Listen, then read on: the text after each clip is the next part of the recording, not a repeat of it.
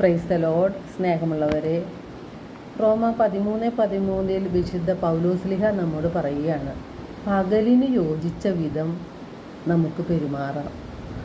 സുഖലോലുപതയിലോ മദ്യലഹരിയിലോ അവിഹിത വേഴ്ചയിലോ വിഷയാസക്തിയിലോ കലഹങ്ങളിലോ അസൂയയിലോ വ്യാപരിക്കരുത്.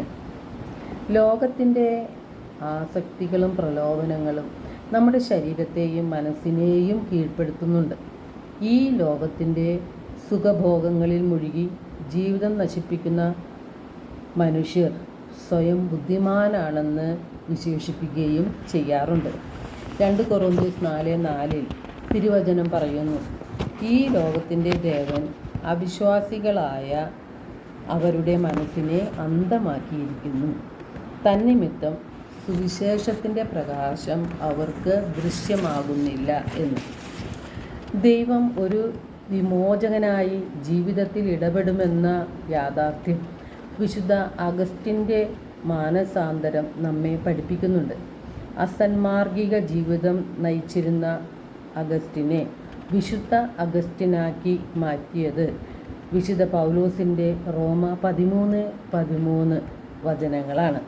പകലിന് യോജിച്ച വിധം നമുക്ക് പെരുമാറാം. സുഖലോലുപതയിലോ മദ്യലഹരിയിലോ അവിഹിത വേഴ്ചകളിലോ വിഷയാസക്തിയിലോ കലഹത്തിലോ അസൂയയിലോ വ്യാപരിക്കരുത്. പ്രത്യുത കർത്താവായ യേശുക്രിസ്തുവിനെ ധരിക്കുവിൻ. ദുർമോഹങ്ങളിലേക്ക് നയിക്കത്തക്ക വിധം ശരീരത്തെക്കുറിച്ച് ചിന്തിക്കാതിരിക്കുവിൻ.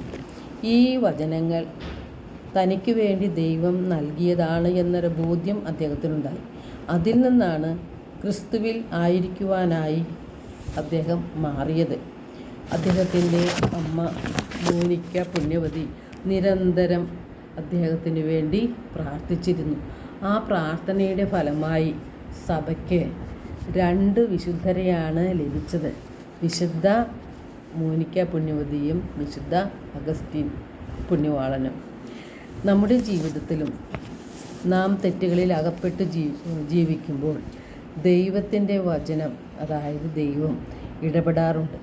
നാം വചനം വായിക്കുമ്പോൾ ഓരോ വചനവും നമ്മോടാണ് പറയുന്നത് എന്ന ബോധ്യത്തിൽ നമ്മുടെ തെറ്റുകൾ തിരുത്തുവാനും ദൈവത്തിങ്കിലേക്ക് തിരിയുവാനും മാനസാന്തരപ്പെടുവാനും പാപങ്ങളെയും പാപ സാഹചര്യങ്ങളെയും ഉപേക്ഷിക്കുവാനും ഉള്ള ഒരു ദൃഢമായ തീരുമാനമാണ് നമ്മുടെ ജീവിതത്തിൽ നാം എടുക്കേണ്ടത്.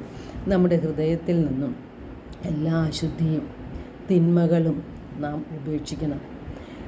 നാം നമ്മുടെ ഹൃദയത്തിൽ സൂക്ഷിക്കുന്ന വെറുപ്പും വൈരാഗ്യവും വിദ്വേഷവും പ്രതികാര ചിന്തയും ക്ഷമിക്കാൻ പറ്റാത്ത അവസ്ഥകളുമെല്ലാം ഉപേക്ഷിച്ച് ദൈവത്തിൻ്റെ വചനങ്ങൾ അനുസരിച്ച് നാം ജീവിക്കുമ്പോൾ നാം ഓരോരുത്തരും വിശുദ്ധിയുടെ മാർഗത്തിലാണ് ചലിക്കുന്നത്.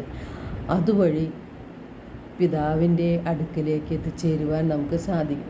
വഴിയും സത്യവും ജീവനും ഞാനാണ് എന്ന് പറഞ്ഞു തന്ന യേശു നാഥൻ്റെ വഴിയിലൂടെ നടന്ന് പിതാവിങ്കിലേക്ക് എത്തിച്ചേരുവാനും നമുക്ക് സാധിക്കും.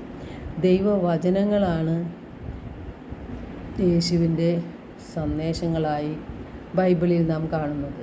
അവ കേൾക്കുക മാത്രം ചെയ്യുന്ന ആത്മവഞ്ചകരാകാതെ അത് അനുവർത്തിക്കുന്നവരായി മാറുമ്പോഴാണ് വിശുദ്ധിയിലേക്ക് കടക്കാൻ നമുക്ക് സാധിക്കുന്നത്. അശുദ്ധിയിലേക്കല്ല, വിശുദ്ധിയിലേക്കാണ് ദൈവം നമ്മെ വിളിച്ചിരിക്കുന്നത്. എല്ലാവർക്കും ഒരു നല്ല ദിനം ആശംസിക്കുന്നു. ദൈവം നമ്മെ ഓരോരുത്തരെയും സമൃദ്ധമായി അനുഗ്രഹിക്കട്ടെ.